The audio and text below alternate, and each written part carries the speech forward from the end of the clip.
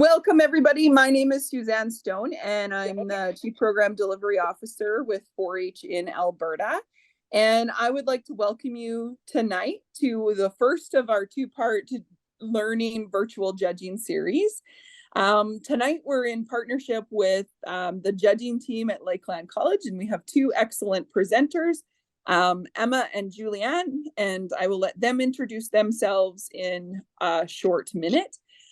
If you're just coming on, I want to let you know that we are recording this session and it will be available on our YouTube channel within the next couple of weeks, maybe after the next one is ready, just in time for the provincial 4-H Alberta provincial judging competition, which will be held at Lakeland College. They're helping us host it with their awesome livestock and judges in Vermilion in March. And once I get my slides running, I will give you more information about that. But registration is open and it is available for junior, intermediate, and seniors. And there is an opportunity for senior members to continue on and compete at Agribition in Regina later in the year. So we're going to get started. I just want to remind everybody we have 62 now participants online. Be respectful. Just because we are on a virtual platform, we still follow the 4-H Alberta Code of Conduct. If you do have a question, if you could put that in the chat and I will monitor the chat. And as Emma and Julianne go on in their presentation, I will provide them your question. Make sure that it's relevant to what they are talking about or beginning judging. So this is the beginner judging session, and I'd like to welcome you all to the presentation to brush up your judging skills. So if you would like to join me in the 4-H pledge, we will start off with that, and then I will move it over to our presenters. So if you want, you can unmute and join me with the 4-H pledge and then mute again. So I pledge to declare my heart to greater loyalty, my hands to larger service, my community, my country,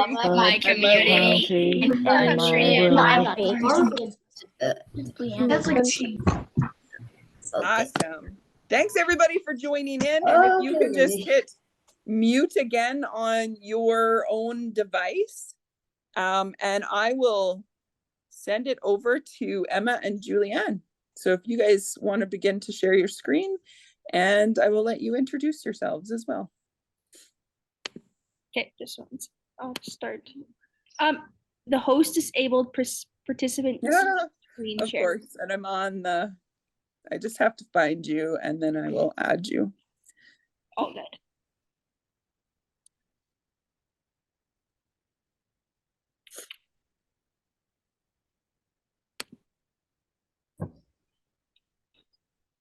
There, you should be able to do that now.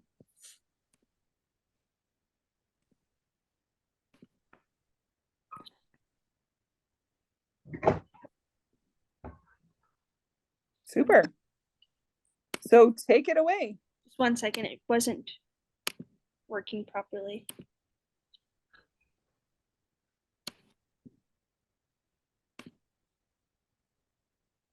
First slideshow. Okay. So I guess we'll start off by introducing ourselves. I'm Julianne, and I'm from Macklin, Saskatchewan, and I was in 4-H for 13 plus years, and I'm in the agribusiness program, and I'm a second year. And my name is Peyton Vert. I'm from Bentley, Alberta. I've been in 4-H for about 9 years, and I'm a first-year animal science major. Okay, and we'll get started here. Okay, what is judging? Judging is analyzing and comparing to an ideal or to others in the class. We compare the options options in front of us and compare them to what we want to see. So when you go to judge, you'll have like an ideal picture in your head of what you want to see in that animal, and you compare the animals in that class to what your ideal would be. So how do we do it? So you want to picture the ideal, whatever you're judging, what you want it to look like. So then you view it first from far away and then move closer to see the smaller details. You identify the positive and negative points of what you do like and what you don't like in the animal or whatever. So you view from a distance again to understand the whole overall animal. Then you make your decision and build a picture of what you want your class to look like. And then you'll place your placings on a note. And yeah. And like the biggest thing is like make sure you're looking at all angles of that class. So like if it's a heifer class, you want to look at them from the front view, from the side view, and from behind, just because you can see all angles, and sometimes looking at the side you won't see something you will see if you look from the like back.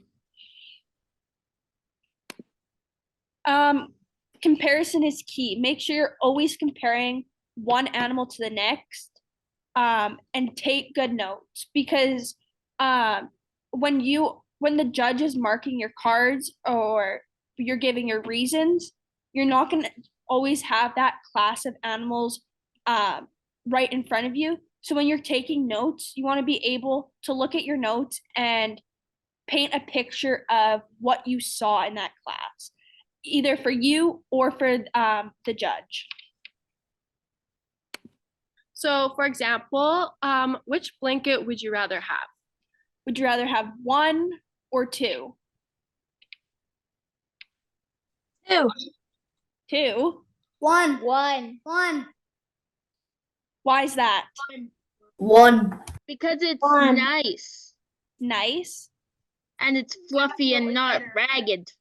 Yeah. The other one would probably be not very warm. Yeah. It'd be a lot comfier to cuddle up on the couch with. 1 because it's more soft in color. Yes. See, but number 2 could also be a good blanket. You always have to remember that too. But Yeah. 1 would come to the top of the class. It is just fuzzier and a little bit more comfier. Okay, and we'll move. And you always want to make sure you know what the purpose of that class is. So, like, for example, all 4 of these shoes here are all a very good pair of shoes. There's nothing wrong with them. But you wouldn't want to wear the pair of sandals outside right now. But they'd be perfect if you're going to the beach. And the Hey Dudes up top, they may not be the best for the beach because you may get sand in them. So you guys always have to remember, like, what is the purpose of that class? Like if it's a heifer class, you want them to be able to reproduce, be able to continue on to your herd. Whereas steer class, you want them ready for market. So in this situation, which pair of shoes do you think would be best to wear outside right now? Number 1. 4. 4. Winter 4. boots. Your boots? Yeah. 4 or 2. Winter boots. 4 for the snow. I'd prefer 2. 4. The winter boots. 4. Boots? 4 or 2. I would probably say, like, if I was to put them in order or like place my class, I'd probably put them 1, 2, no, not 1, 2, 4, 2, 1, 3.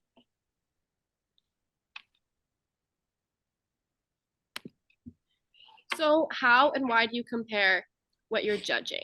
So first, you want to look at the class as a whole. You want to identify the strengths and weaknesses of each of the animals. So you want to have in your head what your ideal animal is and try to get the closest to that.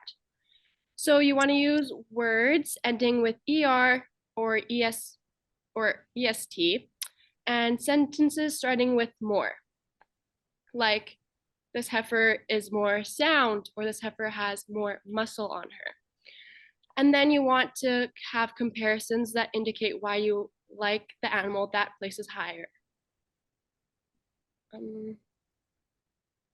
So like you would say, I placed 3/1 because she has more depth to her from looking at the side profile.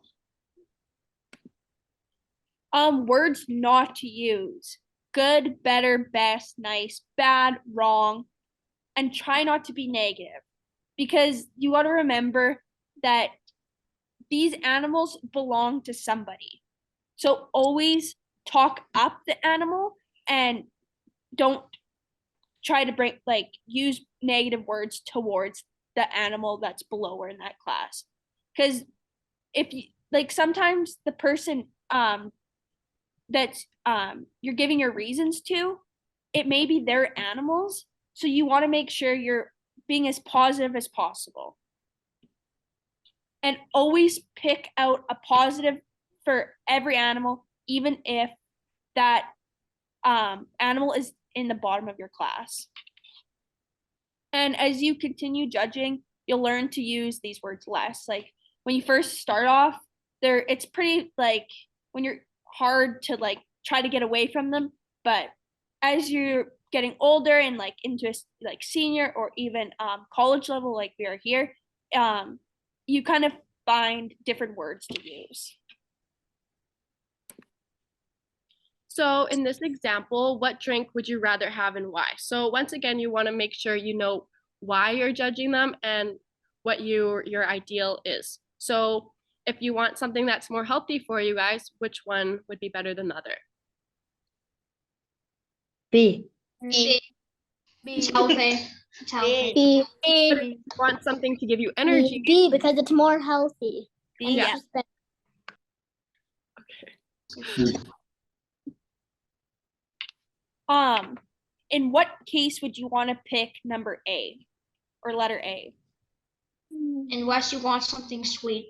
Sweet. If you like sweetness. Yes. When you want to go cross-country skiing or for a diabetic. Yep. When Or make a popsicle. Yeah, you can make a popsicle out of it. when you want more energy. Yes.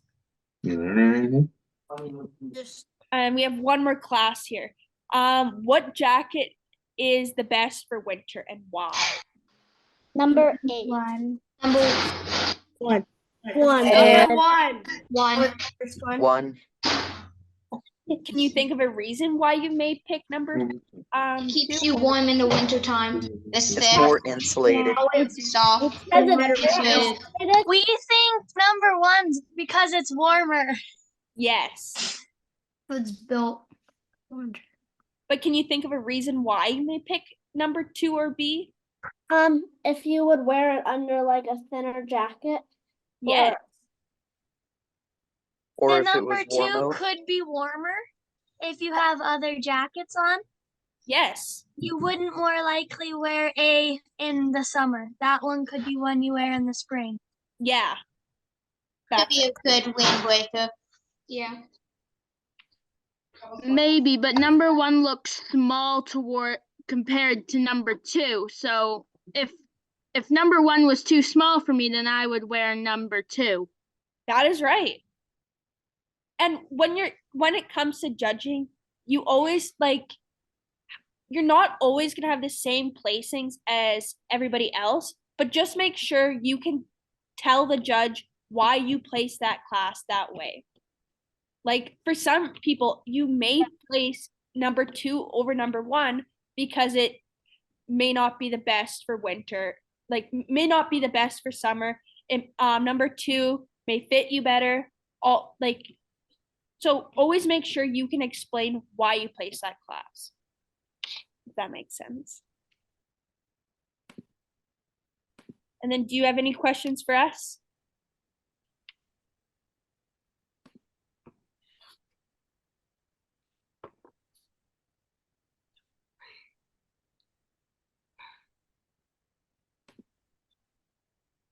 I'll stop sharing this. Does anybody have questions?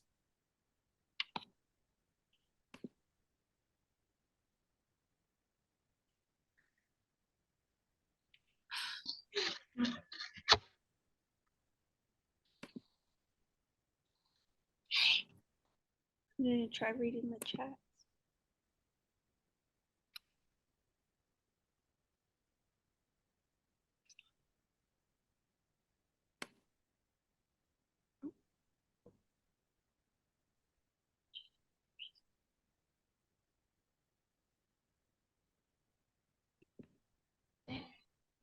What if everything looks the same? How do you judge it?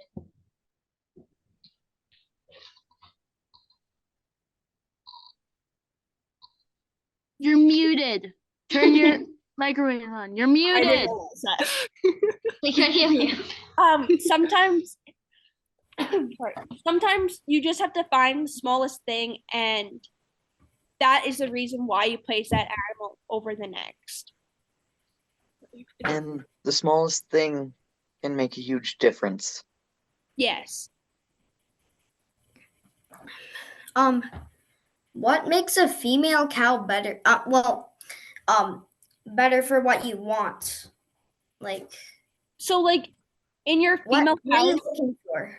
in your female cows, you're looking more for them to breed and reproduce for you in your herd. So you want them to be able to last a long time.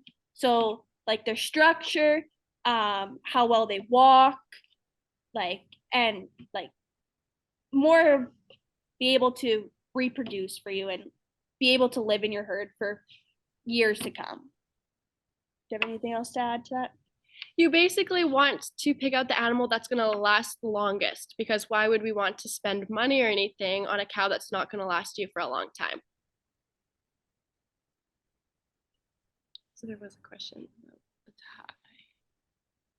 tie. Oh, shoot. When you were when you were judging horses, what do you look for on them? Depends what the purpose of the horse is. Like if it's Clyde's if it's a Clydesdale, you want more like they're be able like muscle, be able to pull like heavy objects, where a riding horse you want them to be able to have like high withers and like but be able to have a saddle on and like yeah. Okay, thank you. What We do you were do? wondering, You don't know it, that's why. What do is you there do a right and a wrong when judging? No, there is never a right or a wrong. It's one person's opinion. So that's the good thing about giving reasons to judges, because that's basically your time to change the judge's mind. And that's honestly where you get some of the biggest points in your judging. Thank you. Awesome. There is 2 questions there, girls, that I seen. It's Suzanne. Is what happens if there's a tie? And I'll let you answer that one, and then I'll ask the next one. What if there's a tie? Like, are you meaning like between animals? Because if it's I think they're meaning those ones you are judging them and they're super close and you're not too sure which one to put over top. Where would you how would you place those? honestly, like it depends on what you're looking for. So you want depends what you're looking for and the purpose of the animal, because one will always have something a little bit more useful and more like make them a little higher in the class. And every animal is going to have negative, and sometimes that's the negative that breaks the tie or the positive that breaks the tie. And honestly, it's going to be really hard to find like a class that's exactly the same. They're all animals are going to have something different about them. Awesome. There's another question in there. Will they give you the criteria of what to look for? And it really depends on what competition you're going to. Generally at 4-H competitions, each judge gives a quick spiel of what they're looking for or what they're hoping to find in the class. When you get into the intercollegiate competitions, it's usually there's the class and go ahead and judge it. But Emma and Julianne would have more experience on that. But hopefully with 4-H, at 4-H, especially at club, district, and region, it is a learning experience. And we are hoping that you're learning along the way as you judge the class. When you get to the provincial level competition, there isn't any quick spiel on what to look for. So in that case, you want to make sure that you've done a little bit of homework before you get there and become familiar of what your ideal animal is, or it could be an item. And 4-H has really good resources on the 4-H website. There's a whole judging manual. And in that manual, it breaks down horses, cattle, swine, sheep, even cats in there. And it does tell you what to look for in ideal conformation. So that's a really good question.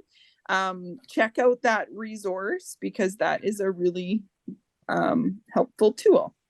And my other tip, like if they're you have somebody actually like talking to you before you have the like you're judging the class, flip your card over and like write what they're saying and try to use words that they're using.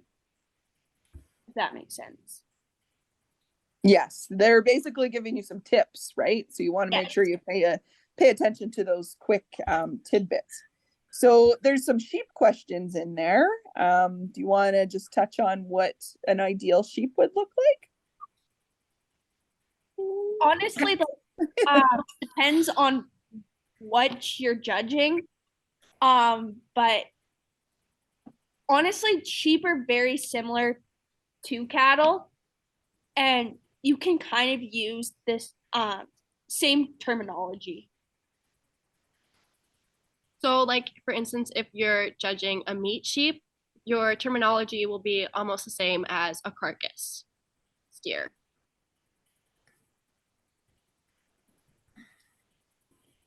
What happens when you're judging photos? Photos? If it's photos, go off of like the best quality. What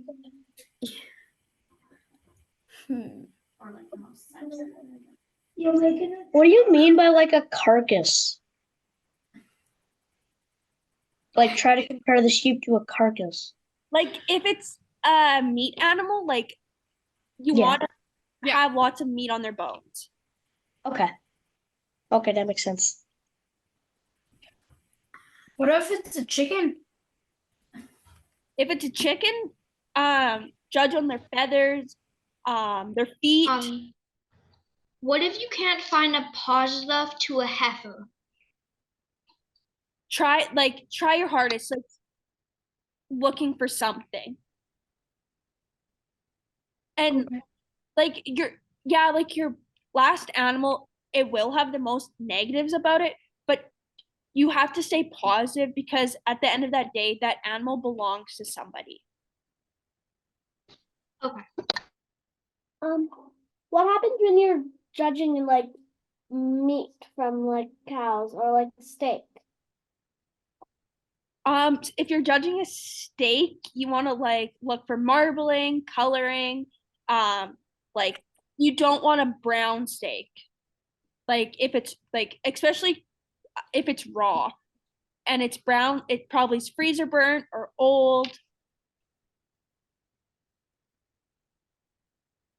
There's one question in the chat that I see is, if you're judging steers, would you look for muscles or behavior or both?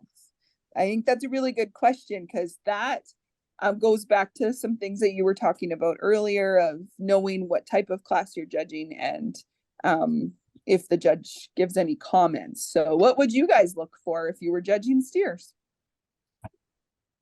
Well, More of the muscling, because your steer is going to go for butchering most likely, and that's what you're looking for. When as if you were judging on behavior, that's basically just like a pet, right? So steers are more for muscling. Yeah. Awesome. And I think we talked a little bit about steak. I see that there's a birthday. It's Jude's birthday. Happy birthday, Jude, in the comments. There is another learning session. Do you girls know what the topics are on the next session by any chance? Yes, the next session they're going over, I think, terminology. So like Awesome. terminology of beef animal and Horses. Cool. So that's what everybody can look forward to on the second part of this judging series. We are fairly wrapped up for tonight, but if you have any questions after this webinar, you can reach out to Tracy Dietrich because she's the one that sent you guys the Zoom link. So reply to that, or you can reach out to programs@4hab.com and we will help you out finding resources or asking the college judging team the question. So maybe they can bring it next week.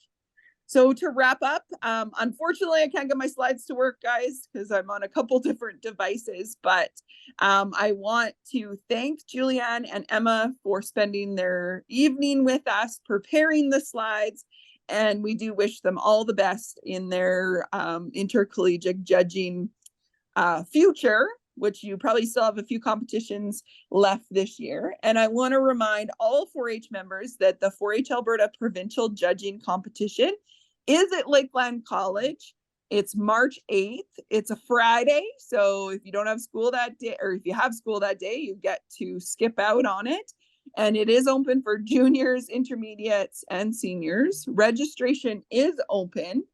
The top seniors have a chance to compete for a trip to Exhibition in Regina in November of 2024.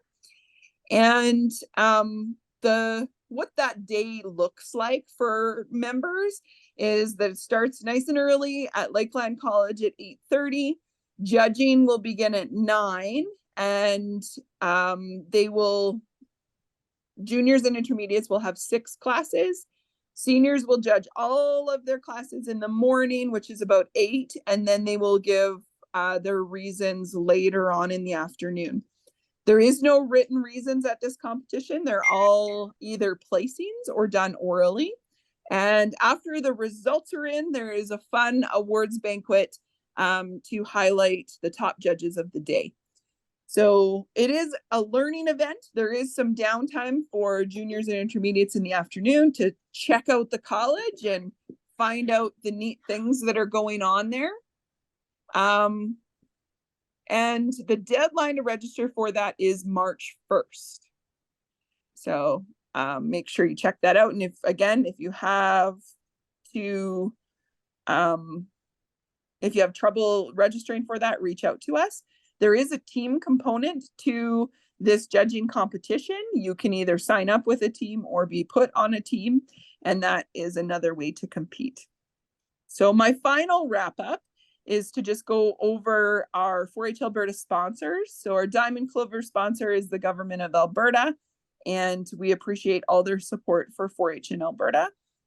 Our Emerald Clover sponsors are Alberta Recycling, Altalink, ATB, Calgary Stampede Foundation, CPA Foundation, and UFA. Our Gold Clover sponsors are AFSC, Co-op. Silver Clover sponsors is Wolf Carbon Solutions. And our Bronze Clover sponsors are Alberta Beef Producers, Bayer, Gas Alberta Inc., Lakeland College, MCS Net, Nutrien, Viterra, and our national partners is Bayer again. So one last big thank you for Julianne and Emma for their time tonight, and the rest of the Lakeland College judging team as they prepare to host us in March. So thank you very much, girls, and we'll see everybody next week. And if you have any questions, be sure to reach out to us, and this will be available on YouTube at a later date. Thank you. Thank you. Thanks, everybody. Thank you. Thank you. Thanks for hosting. Thank you. Yeah. Thank you. Bye. See you later. See ya. Suzanne, I just had a quick question. Sure. What time will that awards banquet go to? It doesn't start till about 5:30, and it is Okay. at the college. It's not too long. It is supper, and then the awards go fairly quick. I would say by 7:30 it should all be wrapped up at the latest. Okay, Yeah. perfect. Thank you so much. If you can't stay for it, that's fine. And if you win an award, we do get that back to you. Okay. For sure. And when you register, you can purchase additional banquet tickets, like for a parent or someone that comes with you. Perfect. Thank you so much. Yeah. That's Abby I'm talking to, right? Yes. Yes. So the judging for seniors will be in that afternoon, because you judge all your classes and then you give all the reasons orally throughout the afternoon. And I would probably plan to wrap that up about 4, because it does take a while to get through all the collegiate competitors and the seniors. Okay, perfect. Yeah. Thank you so much. You're welcome. What's the date for the awards banquet? March 8th is the competition. It all happens in one day. So the competition, it starts early in the morning, and then the banquet is that evening, March 8th. Okay, thank you. You're welcome.